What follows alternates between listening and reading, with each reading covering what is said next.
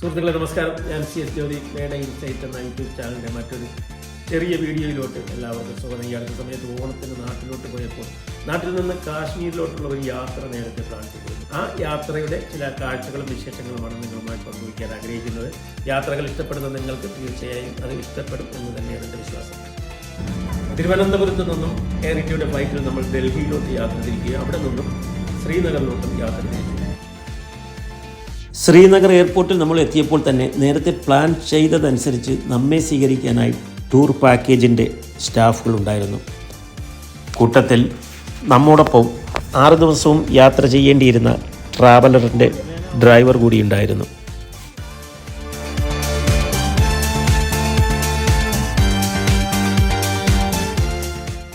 ശ്രീനഗറിൽ നിന്നും 2.5 മണിക്കൂർ കൊണ്ട് ഏകദേശം 55 മൈൽ ദൂരം സഞ്ചരിച്ചാൽ നമുക്ക് കാശ്മീരിൻ്റെ ഏറ്റവും മനോഹരമായ മിനി സ്വിറ്റ്സർലൻഡ് എന്നറിയപ്പെടുന്ന പഹൽഗാമിൽ എത്തിച്ചേരാനാകും.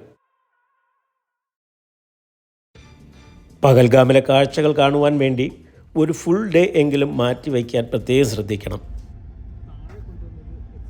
അതുപോലെ സീ ലെവലിൽ നിന്ന് ഏകദേശം 2740 മീറ്റർ ഉയരെയാണ് പഹൽഗാം. യാത്ര പ്ലാൻ ചെയ്യുമ്പോൾ തണുപ്പ് കൂടിയ പ്രദേശമായതിനാൽ അതിനനുയോജ്യമായ ഡ്രസ്സുകൾ തീർച്ചയായും കരുതിയിരിക്കണം.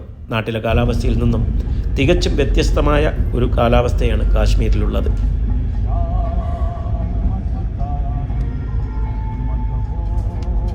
കുറേയധികം യാത്ര ചെയ്തപ്പോൾ ഭക്ഷണം കഴിക്കുവാൻ വേണ്ടി ഡ്രൈവർ വണ്ടി നിർത്തിയത് സിഫാർ എന്ന ഒരു കോഫി ഷോപ്പിൻ്റെ മുന്നിലായിരുന്നു. അതായത് 2023 ലോകേഷ് സംവിധാനം ചെയ്ത ഇളയ ദളപതി വിജയയുടെ ലിയോ എന്ന സൂപ്പർ ഹിറ്റ് മൂവി ഷൂട്ട് ചെയ്ത കോഫി ഷോപ്പ്.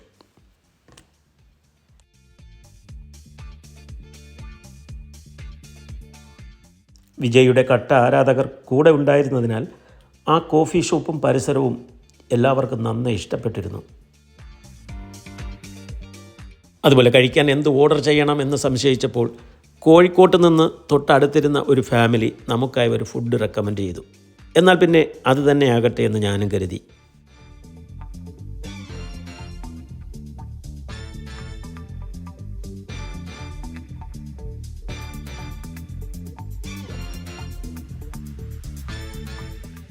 ഫുഡ് മുന്നിലെത്തിയപ്പോഴാണ് ഒരു കാര്യം മനസ്സിലാകുന്നത്. ഇതെവിടെ നിന്ന് തുടങ്ങണം. കൂട്ടത്തിൽ ഒരാൾ ഫുഡ് സെർവ് ചെയ്യാൻ ശ്രമിച്ചെങ്കിലും പരാജയപ്പെട്ടു.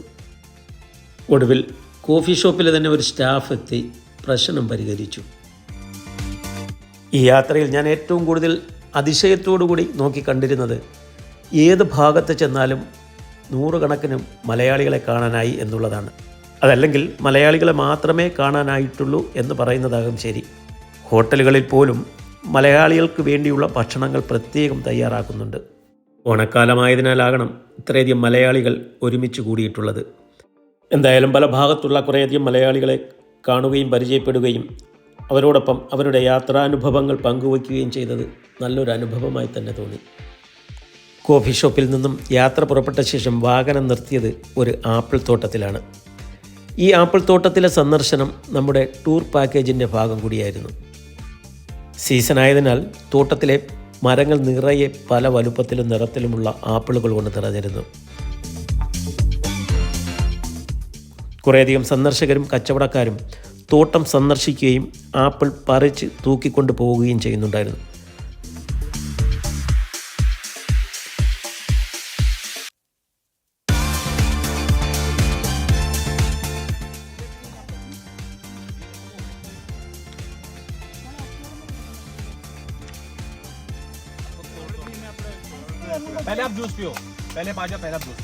തോട്ടത്തിലേക്ക് കയറിയപ്പോൾ തന്നെ അവിടെ ഉണ്ടായിരുന്ന ഒരു സ്റ്റാഫ് അപ്പോൾ പറിച്ചെടുത്ത ആപ്പിൾ കൊണ്ടുള്ള ഒരു ജ്യൂസ് എല്ലാവർക്കും നൽകി.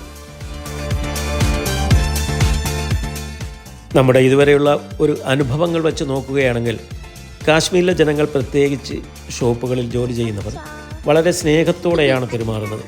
കേരളത്തിൽ നിന്നും ഒത്തിരിയധികം ആൾക്കാർ കച്ചവടത്തിനും സന്ദർശനത്തിനുമായി അവിടെ എത്തിച്ചേരുന്നത് ഒരുപക്ഷെ മറ്റൊരു കാരണമാകാം.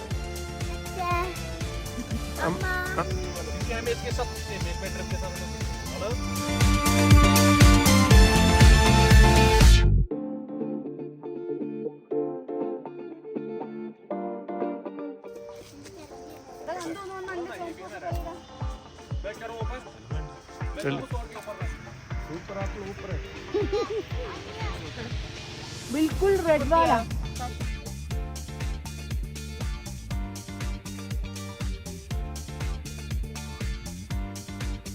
फिर आप डिसाइड करो किसको कितना लेना है, तो फिर तोड़ेंगे, है ना? ठीक, फैमिली है, वही मैं बताऊँ ना। फिर आप एक फैमिली जितना मैंने बोला जितना लेना है उतना ले सकते हो। ये हमारा ये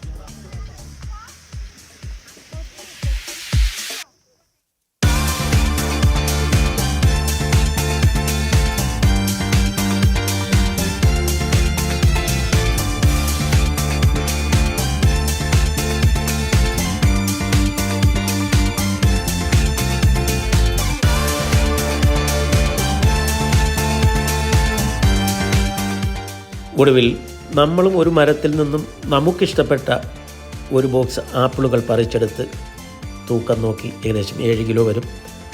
അതും യാത്രയിൽ കഴിക്കാനായി കൂടെ കരുതി വീണ്ടും അടുത്ത സ്ഥലത്തേക്ക് യാത്ര തുടങ്ങി.